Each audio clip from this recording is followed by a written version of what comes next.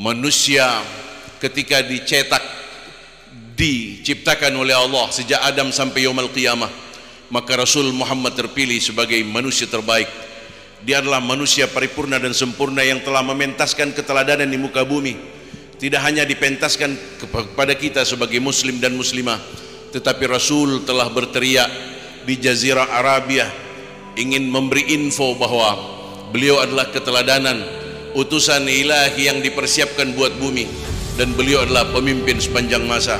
Beliau adalah rahmatan lil alamin yang menyisakan PR panjang pada kita semua, agar kita tetap bersama Rasul di dalam rangka membawa benteng-benteng kemenangan ini.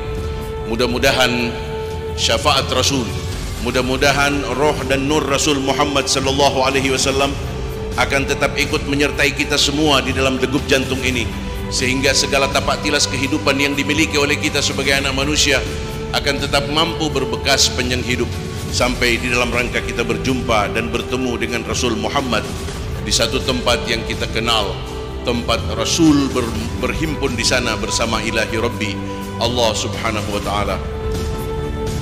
Rasul pernah mengatakan, kafa bil maut wa'idha, jadikanlah kematian ini merupakan nasihat dan pelajaran bagi kita yang masih hidup.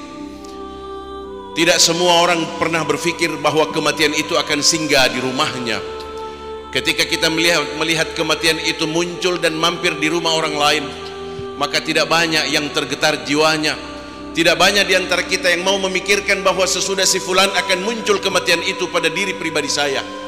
Padahal telah banyak tanda-tanda kebesaran ilahi yang dimunculkan oleh Allah kepada kita. Betapa mereka satu persatu dari turun-temurun orang tua-tua kita telah diambil pulang oleh Allah. Bahkan raja-raja, para ulama-ulama yang representatif, para pemikir-pemikir di bumi ini, semua dipanggil pulang oleh Allah. Tidak terkecuali para nabi, para rasul, para anbiya, dan para aulia Allah, para ulamaul amilin, para orang-orang saleh, semua dipanggil pulang oleh Allah subhanahu wa ta'ala. Ma'asyiral muslimin, ulama-ulama yang representatif telah dipanggil pulang oleh Allah. Itulah sebabnya bunga-bunga kehidupan yang penuh aroma keindahan dan kebaikan perlahan-lahan seolah kita dikembalikan. Hari ini bisa kita lihat bangsa kita khususnya, bahkan bumi secara umum seolah bermuram nurja karena silih berganti manusia-manusia bijak dan baik dipanggil pulang oleh Allah. Ma'asyiral muslimin, ulama-ulama yang representatif sudah diambil oleh Allah, digantikan dengan orang-orang yang hanya pandai membaca ayat tetapi tidak punya kemampuan untuk melangsungkan perjuangan para ulamaul amilin itu di tengah-tengah kita.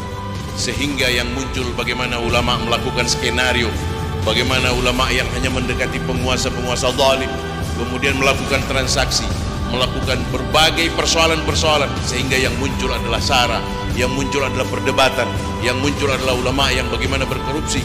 Bahkan berbagai persoalan-persoalan bangsa sampai hari ini menjijikkan di telinga dan di hati kita.